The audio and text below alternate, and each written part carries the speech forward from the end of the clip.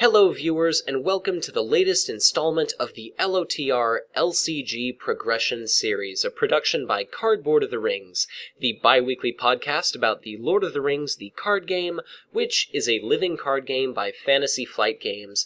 In this video, we're going to be taking a look at the new hero and 9 new player cards of the first adventure pack in the Dwaro-Delph cycle of adventure packs, which is the Redhorn Gate. So to kick things off, Matthew, why don't you introduce us to our first new hero? Right, our hero is Elrohir, and he is a leadership hero. He has a threat cost of 10, 2 willpower, 2 attack strength, 1 defense strength, and 4 hit points. He is a Noldor, Noble Ranger, and while Elladan is in play, Elrohir gets plus 2 defense strength. His response reads, after Elrohir is declared as a defender, pay 1 resource from his resource pool to ready him. So, when we first got this pack, we were sort of like, when will we be getting Elladan? And I will leave all of our Progression Series listeners in suspense as to what Elladan does, even though you already know. But with that said, I think he's got some well-rounded stats. I think it's nice that he has the ability to defend multiple times, even without unexpected courage, provided you can pay for it. So I think Steward of Gondor might be a good addition, or good attachment to have on him. I also think that Dunedain Warnings would be nice, just to boost up his defense even more. So, the big trick with Elrohir is it's difficult to talk about him without covering Elladan. So, presuming that Elladan is going to be sitting on the table, Elrohir's stats combined are 1 higher than the sum of his threat cost, which does end up making him a little bit of a bargain, but the real value in here is that so long as you've got resources to fund it, he can essentially block against an indefinite number of attacks. So especially if you attach Dunedain's Signal to him and you give him Sentinel, he's able to not only defend for you, but also for other players, and what I really like about his ability is once you've done all of that defending, you can ready him a final time and also do some sort of an attack. So cards like Dunedain Mark are also particularly useful on him.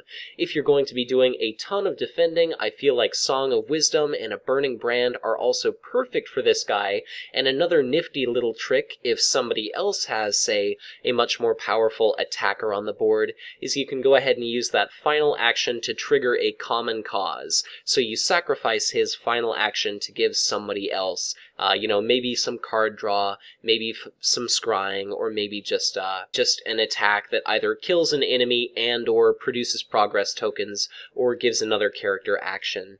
Really, Elrohir is supremely flexible. The major drawback to him is you've got to be pretty careful about how many resources you're willing to invest in him. So I have pretty much exclusively been using Elrohir and his brother Elladan for the past couple of months in my deck. So I like both of these heroes quite a bit. But in my experience sort of dovetails with exactly what you were just saying, Mitch, is you've got to have the resources open. And you can't have resources open if you're playing a bunch of allies or attachments or events or something else. So while I love the flexibility of if you happen to have spare resources, you can do more with them, more often than not, I tend not to have resources. So perhaps if you're building a deck around these two, something like Parting Gifts might be worthwhile. So you can transfer resources from a leadership hero onto another hero, so either onto Elrohir or his brother Elladan or something. So the key really is managing your resources effectively. Yeah, and if it just so happens that you're not pulling a lot of enemies off the encounter deck, he does have a pretty potent 2 willpower that you can certainly use. So in some cases, it's going to feel like a little bit of a waste, but at the same time, it's not always a bad thing. So all in all, Elrohir is pretty good, and I'm excited to cover Elladan who knows when. So, before we move on to any of our player cards, an important concept to keep in mind is that the Dwaro-Delph cycle of adventure packs introduces a new keyword in the form of this Secrecy X. So the way that this works is certain player cards are going to have a secrecy value, for example, Secrecy 3, and if a card has this printed on it, then so long as you meet the secrecy threshold, which means you have your threat value currently set at 20 or less, then you can subtract the secrecy value from that card's printed cost when you go to play it. So if a card has secrecy 3, if it normally costs 4, so long as your threat is 20 or less, you play that card for a mere 1 resource. Many of the player cards that we're going to be covering in this review take advantage of this new keyword, so in evaluating those cards, it's absolutely critical to keep that lowered cost in mind. So our very first leadership player card in this adventure pack is Taking Initiative, which is an event with a cost of 0, and it reads, discard the top card of your deck. If the discarded card's printed cost is equal to or higher than the number of characters you control, draw 2 cards and deal 2 damage to any enemy. So this is right off the bat what appears to be a very powerful card. I like that it's free. In the early game, so long as you're playing with a lot of high-cost cards, it's pretty likely that you can discard something that's maybe cost 3 or 4 or 5. Part of the entire secrecy concept is it maybe encourages players to begin the game with fewer than 3 heroes, so 2 or maybe in some special cases just 1, and then you've got, all the more possibility of taking advantage of effects like Taking Initiative. But Matthew, what are your thoughts about this event? Right. I think a lot of the cards in this cycle of adventure packs, and certainly this particular adventure pack, might not use the word secrecy in them, but they're clearly designed around some sort of secrecy deck. So as you mentioned, Mitch, this really, I think, is only going to be worthwhile for most decks, secrecy or not, at the beginning of the game. And at the beginning of the game, you may or may not have an enemy in play. So that could be a little frustrating. But, the good thing about secrecy cards is the secrecy value doesn't modify the printed cost. So, if you're playing a secrecy deck, this is probably a card you want to include because it's most likely going to go off. And I think whether there's an enemy or not, being able to draw 2 cards is pretty nice.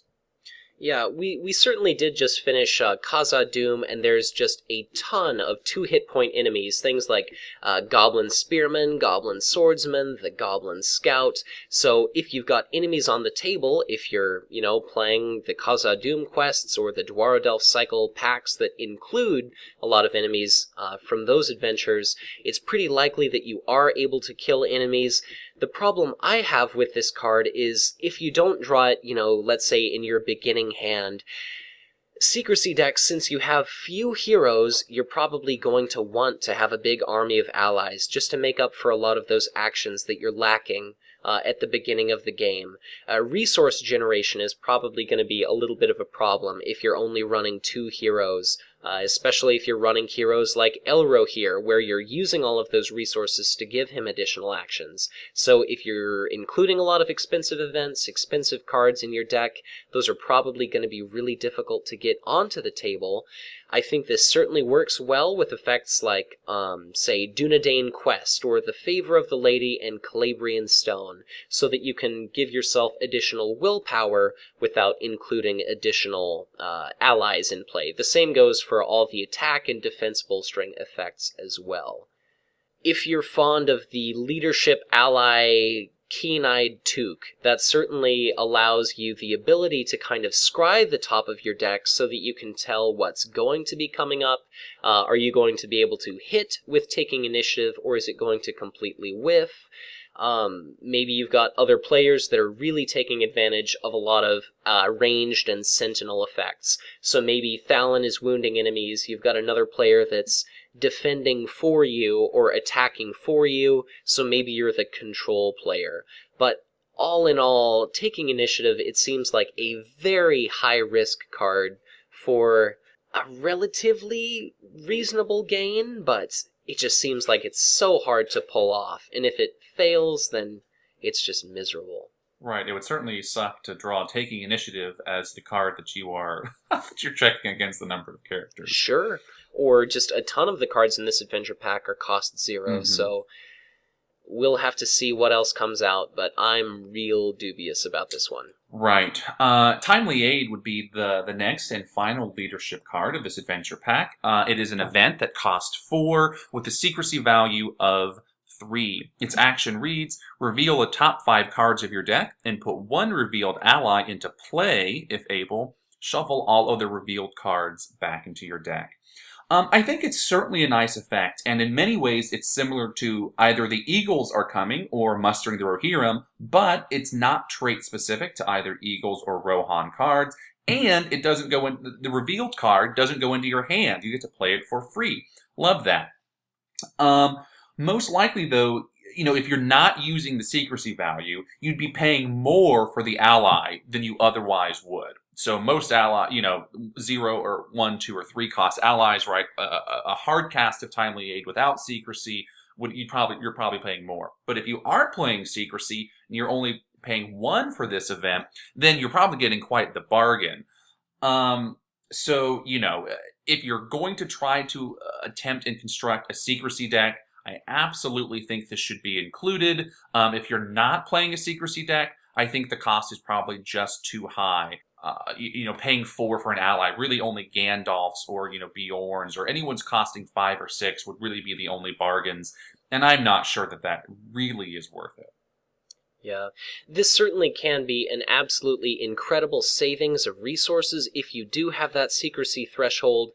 Something I want to consider, though, is the fact that leadership doesn't really have a lot of card advantage. So they've got Valiant Sacrifice and Campfire Tales. Once you get to the point where you're just drawing 1 card per turn and essentially just relying on whatever you draw, this is a good opportunity to kind of delve a little bit deeper into your deck, so maybe you've got a plethora of resources that aren't absolutely critical for you. Maybe this helps you with sphere fixing a little bit, so you can include characters that are not of the leadership sphere potentially in your deck.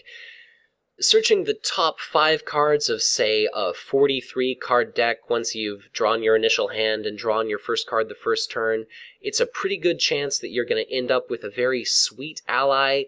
It could present a problem if you've got a lot of different unique characters in your deck, but even if you're running somebody like Gildor Inglorian, where you're kind of scrying and rearranging the top card of your deck, maybe you can guarantee that this hits on something good, and then it also allows you to shuffle your deck so that you can kind of take better advantage of Gildor's effect again. So I think out of all the secrecy cards that we're going to cover, this is probably one of the strongest.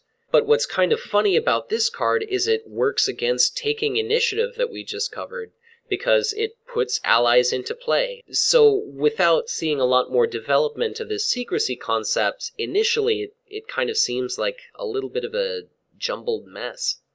Yeah, one thing I perhaps should have said at the outset of this review is I have never attempted a secrecy deck.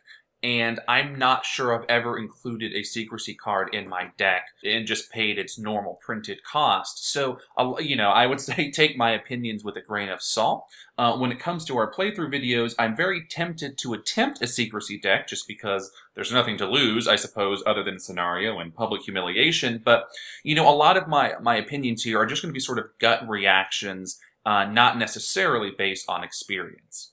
So, on to the tactics cards, the first of which is another 0-cost event, which is Unseen Strike. It has action. Choose a character you control. Until the end of the phase, that character gets +3 attack strength while attacking an enemy with a higher engagement cost than your threat. So this is another free card that I automatically enjoy. It's a little bit strange seeing this coming off of the coattails of Khazad-dûm just because there are so many very low engagement costs or otherwise just very squishy enemies in those 3 scenarios. But there are certainly a lot of situations where you've got pretty reasonably low threat and there's some high engagement cost enemies that you're fighting where you really need to scrounge up some impressive attack strength, like the Witch-King from Massing at Osgiliath or the Great Cave Troll during Flight from Moria. So this card, much like Taking Initiative, is another card that doesn't use the Secrecy Keyword, but I think it's really designed for that. Its effect is similar to Khazad in that it gives you +3 attack, but it's not limited to dwarves. This is another card that I've been experimenting with lately in my modern decks, and sadly it has been a bust. The lowest threat cost of a tactics hero is 9. So if you're playing a tactics deck or even multiple heroes, you're usually on the higher end of the threat cost of heroes. You know, they're 10s, 11s, or 12s.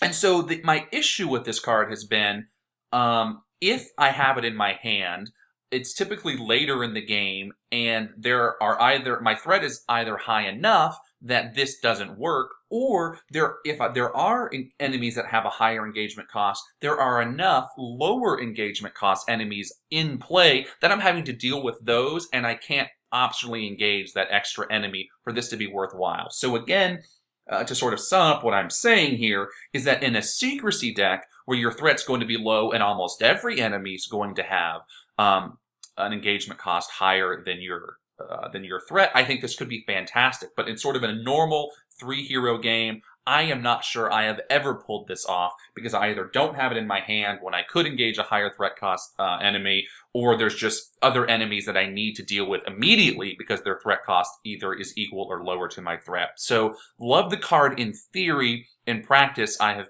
never gotten it to work, though I'm sure there are many who have.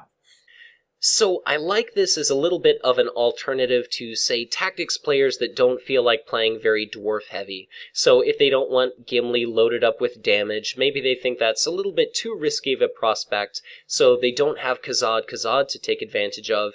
This is certainly another option, but that dwarf event just seems so much more flexible, given that it has to be played on a dwarf attacker.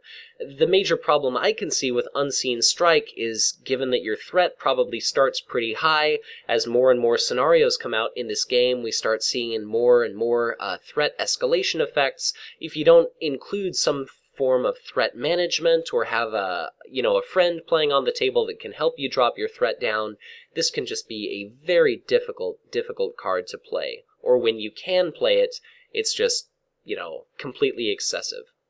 So, before we move on, I think one final use of Unseen Strike is in combination with the spirit hero Dunhir. So, Secrecy as a whole kind of excels when you can maintain a very low threat value, and so long as players are able to keep their threat value below the engagement cost of a lot of enemies, then Dunhir is able to attack them directly while they're still sitting there in the staging area. So, even if you're maybe only running 2 heroes, in this situation, it would have to be something like a Spirit and Tactics deck.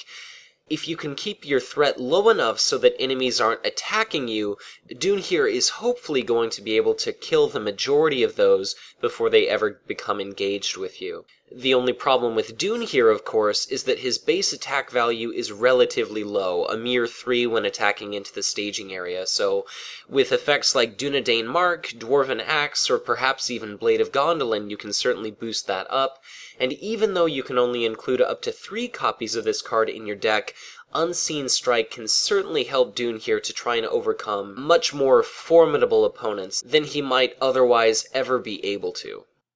So that brings us to our final tactics card, Keeping Count. It's a 0-cost attachment. It must attach to a hero, and you can only have 1 per hero.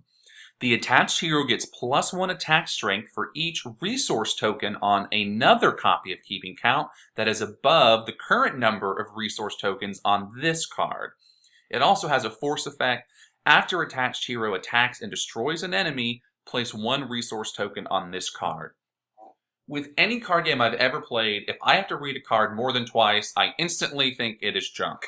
And I remember that this was a card when it first came out that I think it took probably most folks, or at least a good number, a couple of read-throughs to really understand what this is saying. So just its convoluted effect is enough to make me not want to play with it. I never have, because there are easier ways to boost attack strength. Although, I will say I think this card is thematically fun, and sometimes I make decks just for the theme. So, while I think in theory this could get boosted to an astronomical level, you have to have at least 2 of these in play, which means there have to be 2 heroes on the table that are consistently killing other enemies. I think that that's just going to be difficult. I have yet to see anyone play with this card, though I look forward to comments below in case you have and use it to great effect. I feel like it's just there's contingency upon contingency with this card, where I'd rather play Khazad-dûm or even Unseen Strike or Dwarven Axe or Dwarven Axe, and I could list every weapon attachment in the game to boost up attack much more reliably without having to depend on someone else's hero or my own hero kill another one of my heroes killing something else. This is a really tricky card because it takes a lot of effort to get it working, so it's good that it's free. It's good that as soon as one of these hits the table, it starts working, I guess you could say that, in that every enemy you kill starts generating these resource tokens. So maybe you kill 4 enemies. As soon as you end up drawing your second copy, you can lay it down on a character, and then that character gets something like +4 attack strength. I like it if you've got a situation where you have one character that takes care of really massive enemies. So let's say you've got Gimli suddenly gets that +4 attack boost. He's also got some damage tokens on him, and he can, reach out, swat down the Witch-King or something like that. If you've got a weaker hero that's generating a lot of these resource tokens, somebody like Dwalin or Legolas, or maybe even Bran, Son of Bane, where you derive some sort of benefit each time they end up killing an enemy, I think that's great. I just think that in our play experience, it's so much easier to just do something like, load Unexpected Courage onto Gimli, and then trigger any of the effects that you mentioned just to do additional attacks. So it seems like there will be some situations where it works out all right, but maybe you end up killing the big enemy before you draw your second copy of this. It just seems like it's so much work for relatively marginal gain. So, on to our spirit cards, the first of which is an ally named Bofur. It is a cost of 3 with 2 willpower, 1 attack strength, 1 defense, 3 hit points, and the dwarf trait. And it has quest actions. Spend 1 spirit resource to put Bofur into play from your hand, exhausted and committed to a quest. If you quest successfully this phase, and Bofur is still in play, return him to your hand. And I think this ally is absolutely fantastic. So for a cost of 1, presuming that coming off of Return to Mirkwood and Khazad-dûm, players have Dane Ironfoot on the table. He's going to be able to quest for 3 willpower. I particularly like that you can wait until you finish staging to put him into play, or if you want to go ahead and play him beforehand, he can absorb nasty questing effects for you. So maybe for the cost of 1, Sudden Pitfall destroys Bofur, or Dol Guldur Orcs throws their damage onto Bofur, and then he bounces back into your hand. Yeah, I think he absolutely has decent stats. 3 willpower, of course, as you mentioned. Dane is in play. He's also going to trigger a lot of my favorite cards. Horn of Gondor, Valiant Sacrifice, Prince Imrahil even. And then his added bonus, of course, is if you quest unsuccessfully, you get to keep him for a lower cost than you would have paid normally. Of course, your threat goes up, but it's sort of at least a consolation prize for having to raise your threat. Sure, I mean, just like I mentioned, since you can play him after staging, the way his ability reads is even if you break even, he stays on the table. So for a cost of 1, maybe you've got a 2 attack power, 3 willpower dwarf now. Some other cool little tricks with him are if you're playing, say, the first couple phases of Escape from Dol Guldur. It doesn't count as playing him from your hand because he's put into play, so he can still be a really potent quester for you without, limiting the number of allies that you can play that round. Really, the only downside of Bofur is that he can get a little bit expensive if you end up playing him turn after turn after turn, but again, you can decide to only play him if you need him, so I think all in all this is an absolutely stellar spirit character. I think the other added value here is simply that it is the second spirit dwarf ally. The first, of course, being Sigil Minor in the Khazad-dûm Deluxe Expansion, so it's certainly nice to see some more dwarves that Dwalin could pay for. So last spirit card for this adventure pack is Renewed Friendship, which is another zero-cost event. Its response reads, after another player plays an attachment on a hero you control, you may choose one. Ready one of that player's heroes, have that player draw a card, or lower that player's threat by 2. As I've mentioned before in these series, I was mostly a solo player at first, so cards like this were completely overlooked. But we had what we sort of deemed a COTR listener event, Arizona, this past weekend, where I got to play quite a few 4-player games, which I've never really played before. I played a bunch of 2-player games now. I played a smattering of 3, and then now I've played some 4. And I kept saying at these games, because we were playing attachments on each other's heroes left and right. I was like, damn, I need that card that does something when you play something on someone else's hero. I couldn't even remember the name of the card, but it would have been so handy in those games because we were just doing stuff left and right. People were putting Song of Wisdom and Burning Brand on my, or my good defenders, and I was putting stuff on theirs, and it was just really sort of cool. And I think this card would have been really nice, but again, like a lot of these cards, you can't simply make 4 solo player decks and mash them together in Quest. You really want to know going into it, plan out with your buddies that we're going to be playing attachments on each other's heroes. So let's include some renewed friendship to get just extra free benefit out of that. So in that sense, I think it's a nice effect, with the sort of caveat that you need to be playing with friends and build your decks with the knowledge that you'll be playing attachments on each other's heroes. Well, after all of that enthusiasm for renewed friendship, I've got to say I'm not so keen on this one. I guess you touched on the fact that if you're playing solo games, it doesn't really have any effect at all. The trick is, this counts as a card that you're drawing, so unless you've just got a giant influx of cards, and again, ever since the Barivore nerf, players have definitely been much more restricted on the number of cards that they can draw each turn. So you're kind of looking at this in that you can lower a player's threat by 2, which is pretty marginal. Maybe it'll save you from having to engage with some sort of enemy, but attachments are exclusively played during that planning step, so maybe you're not exactly aware of needing to reduce that player's threat until that turn staging. So sometimes that'll be okay, sometimes it's not going to end up doing much of anything other than shaving a couple points off your score. Drawing one card is always nice, and that this card essentially replaces itself for another player and kind of thins their deck a little bit, probably improves their hand.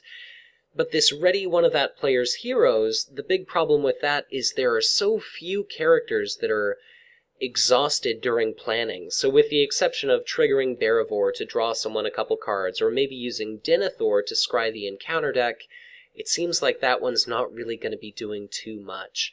I think some good attachments for getting this into play are any of the different song cards that you are very likely to play on other characters, that you're likely to use allies to fetch for you, and then of course, since a lot of players are probably going to be playing dwarves, you've probably got Duero-Delphaxes and things like that that are getting played all over the table. So all in all, Renewed Friendship is a pretty marginal effect, and I would say this is probably one of the first cards to get cut if I'm, building some highly synergistic multiplayer decks.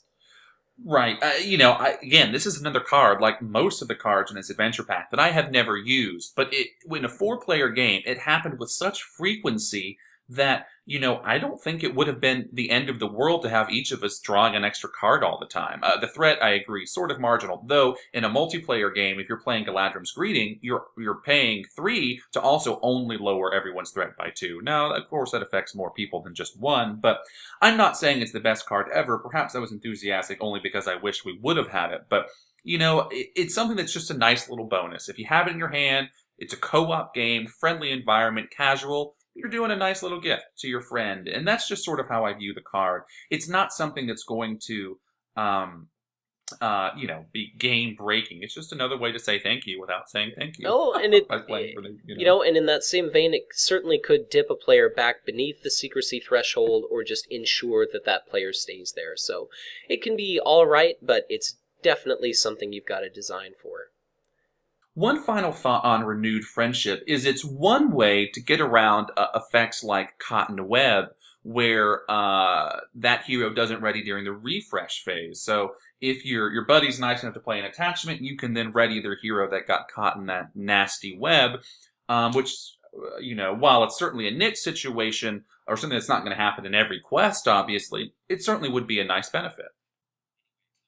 The first of our new lore cards is an ally called Ravenhill Scout. For a cost of 3, it has 0 willpower, 1 attack, 1 defense, and 3 hit points. It has traits Dale and Scout, and reads Action. Exhaust Ravenhill Scout to move up to 2 progress tokens from one location to another location.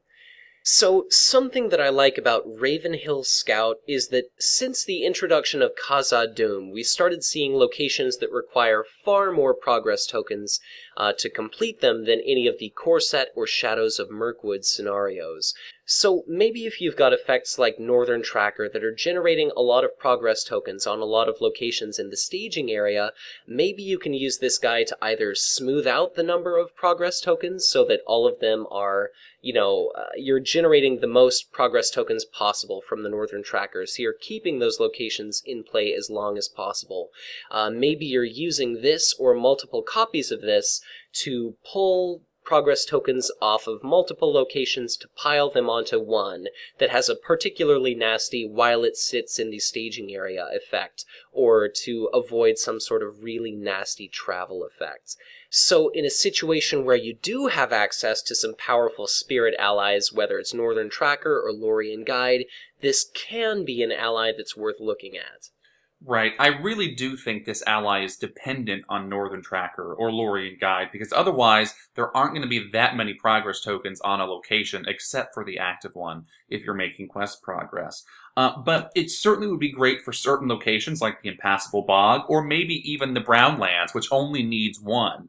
And so getting that 5 threat out of the staging area without having to quest to it, or travel there, would be fantastic. But otherwise, I think this is kind of a pricey ally, and its effect won't always be needed, and to add insult to injury, it's not great at much else. So it's not adding questing power. It only has a puny 1 attack. 1 defense, 3 hit points makes it an okay defender, so it has some value there. I'm not sure that this is going to be an ally that I would be including in too many of my decks. The major thing preventing me from really playing this Ravenhill Scout is the cost of 3 seems monumental for a relatively marginal effect. I mean, you already have to have those progress tokens in play. Let's say if you generate sufficient progress tokens that you overcome your active location, then you might not have any progress tokens to shift to something. It doesn't have any willpower, so it's not questing for you, and if you're traveling to locations in the first place, maybe you've already had to stomach some sort of nasty travel effect. And then, really, the worst part about this card is there's been absolutely no development of the Dale trait whatsoever. And all by itself, I don't think this card has what it takes to make it into my decks. Yeah, I think this card would be so much better if it just had 1 point of willpower, because it's sort of weird for a card that's ability is built around the questing and travel step can't itself contribute to adding progress locations. And that brings us to our final lore card, Needful to Know, which is an event that costs 2 and also has a secrecy value of 2, so potentially free. Its action reads, raise your threat by 1 to look at the top card of the encounter deck, then reduce your threat by X, where X is the threat of that card. I think it's a nice effect, especially if you're manipulating the encounter deck. But if you're not doing any sort of scrying, this could absolutely to whiff. And in a secrecy deck, certainly if you're playing solo, I think that this card is unlikely to match the power of Galadrim's Greeting, though of course that would cost 3 to reduce by 6, whereas this is 2, and it could reduce by whatever particular number. The problem is most cards just don't have that high of a threat value. I mentioned the Brownlands when discussing the Ravenhill Scout, and so that has a value of 5, and that would be nice. Still not quite up to the potency of Galadrim's Greeting, though. So, I mean, if you're considering it a secrecy card, it's a free event, and even if you only reduce your threat by 1 or 2 or 3, that's probably worth it in a secrecy deck, anything to lower your threat. So perhaps it's worth it there, but if you're going to be paying the cost of 2, you're definitely going to want to have a deck that allows you to know exactly what's coming off of that encounter deck. So this is Lore's first card that actually has any sort of built-in ability to lower threat. So I like that if players are interested in trying and building a secrecy deck, this is certainly something that they could include along with a host of other powerful lore cards. It does have a little bit of a cost, but if you've got that secrecy threshold, it is free. Something to keep in mind is that unless you already have built-in scrying effects in your deck, like Hinnamarth, Riversong, Rumor from the Earth, or even Denethor, you can end up actually raising your threat by this card. So in case you reveal a Treachery, which universally have no threat value, then all you're doing is raising your threat and you're, showing yourself a card there. I think it's alright in that it does have that built-in scrying. It could have some marginal gain, like if you reveal a Goblin Spearman, you lose a net 1 threat for the cost of drawing a card off your deck, but you could also certainly make a big gain. So I think as the card game continues to progress, it's only natural. With power creep, we're going to see bigger and bigger threat numbers on some of those encounter cards, so I think there are going to be some cases where Needful to Know is fantastic, but overall, as much as it pains me to say it, this is yet another card with a relatively marginal threat with a little bit of risk involved. So let's take a look at our final player card for this adventure pack, which is the neutral card Good Meal. This is a 0-cost attachment, and it reads, attached to a Hobbit hero, action, discard Good Meal to lower the cost of the next event you play this round that matches attached hero's sphere by 2. So this is yet another card that I can say I like because it's free, but the major limitation here is that you have to have a Hobbit hero. So at the present moment, this is either Bilbo Baggins or Frodo Baggins of lore and spirit respectively. I like it in that attachments are generally pretty safe, so you can, under most circumstances, stick this on a character without having to worry about them being discarded, and certainly if you've got an effect like Bilbo Baggins that's naturally giving you a lot of card advantage, doing a little bit of resource acceleration as well is very welcome. So I think one nice thing to remember is that if you attach a song card onto Frodo or Bilbo, that will give them another sphere to help make this Good Meal a little more versatile. And so, if you wanted to play things like Grim Resolve, which I think is a great event, but it costs 5, so it's a little pricey, this would bring it down to a very respectable 3, provided, of course, the appropriate song is on Frodo or Bilbo. So I don't believe this is an attachment I've ever played, but I can certainly see its uses. Certainly if players are playing secrecy decks and maybe they're limiting themselves to just having 2 heroes, so maybe if they're running a relatively low threat cost Hobbit and some other character, they really need this resource acceleration, there's some natural matches like Frodo can play Galadrim's Greeting for 1, or Bilbo can play Lorien's Wealth to draw 3 cards for a single resource. So I think there's some situations where this is just going to be fantastic, so I definitely think the major limiting factor of this card is that you need some good source of card draw just to give you things to fund with this resource acceleration here. But that brings us to the end of this adventure pack, so Matthew, any final thoughts about the new hero and player cards introduced in the Redhorn Gate adventure pack? Yeah, I think the cards that really jump out at me are Elrohir and Bofur. These are both cards I have used and used quite a bit. The rest of them I've either attempted to use and they've never really I've not gotten much utility from them, like Unseen Strike, or just never ever contemplated using them. One thing, and we've said this before, that I like about the Progression series so much is I try out things that I never tried before, either because I was a solo player or there's just, no harm in being adventurous. So I have definitely had in the back of my mind from the beginning of our series that I would definitely like to give a secrecy deck a whirl. I know that your goal is to one-shot scenarios and just move on. But with that said, part of my goal is just to play some interesting and varied decks and to play with cards that I haven't used before. So I've kind of been keeping a running list of cards that I want to try at some point in the Progression series, and I definitely would like to try a secrecy deck by the end of the cycle. I don't know if it's actually going to happen, but it is in the back of my head because there are so many cards out of the 6 adventure packs we'll be reviewing for the Dwarndal cycle that I have just never used, never considered using. And I feel like, this is a perfect opportunity for us to at least attempt to do so. So, honestly, I can't say a whole lot about these cards, and this will be probably a recurring refrain from me in this cycle of packs, in that I just never use them, and so I don't have practical experience, just sort of gut reactions. So, love Elrohir, use him a lot to this day. Bofur's very good. Beyond that, perhaps these are powerhouses. I just don't know. Certainly, I think Elrohir is a very strong hero. As we're going to be covering in the very near future, I think he stands just one cut above his brother Eladan. Timely Aid strikes me as probably one of the very strongest secrecy cards, and something in my gut tells me that for at least one adventure pack in the Dwerodelf cycle, we're going to be using a lot of secrecy cards. There are a couple of these that stand out as being possibly pretty powerful, like Keeping Count has some utility way down the line once we open up our second deluxe expansion.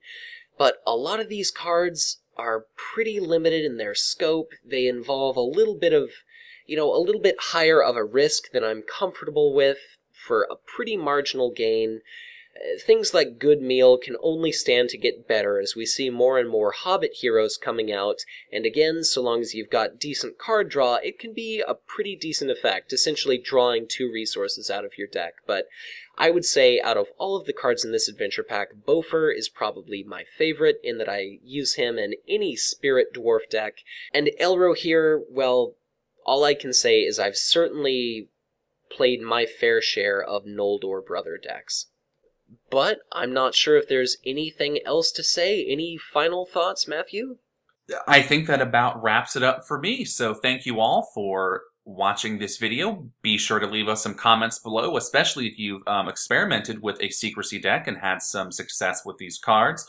Don't forget to subscribe to our channel. Next up will be our playthrough of the Redhorn Gate. And until then, take care.